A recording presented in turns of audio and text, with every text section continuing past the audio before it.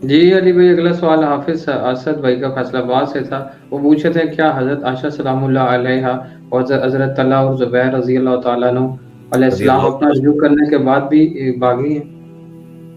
ये अल्लाह का उनका मामला है। हम तो उस एहसान रखते हैं कि जब उन्होंने रुजू किया तो अल्लाह ताला उनकी गलती माफ करे। लेकिन आज की डेट में जब बात होगी तो बागी तो हमें कहना होगा पॉलिटिकल टर्म में, और इसे कोई गुस्ताखी ना बनाए। अल्लाह के बंदो, रसूलुल्लाह से तो टक्कर ना लो। नबी इस्लाम ने बागी जमात डिक्लेयर किया है हजरत अम्मार के कातलीन को। अब ये कहना कि वो तो हजरत अम्मार के कातलीन तो जंगे सिफीन लड़ने वाले थे, तो उसमें जंगे जमल वाले कैसे आ गए?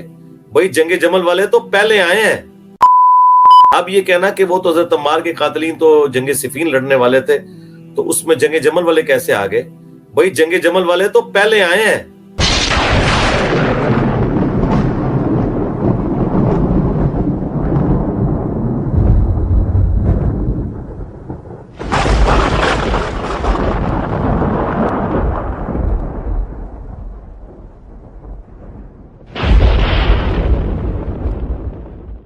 हैरान कुन मैं आपको बात बताऊं कि जंगे सिफीन तो हजरत अली ने मुसल्लत की है ना हजरत मुआविया के ऊपर, क्योंकि वो बगावत पे उतर आए थे, वो बैत नहीं कर रहे थे। लेकिन जंगे जमल जो है ना, ये हजरत आयशा तलहा जुबैर ने हजरत अली के ऊपर मुसल्लत की है। लेकिन जंगे जमल जो है ना, ये हजरत आयशा तलहा जुबैर ने हजरत अली के ऊपर मुसल्लत की है।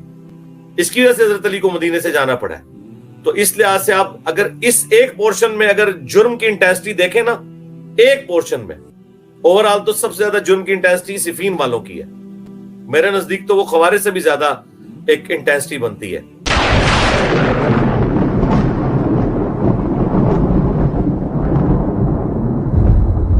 मेरे नजदीक तो वो खवारे से भी ज्यादा एक इंटेंसिटी बनती है।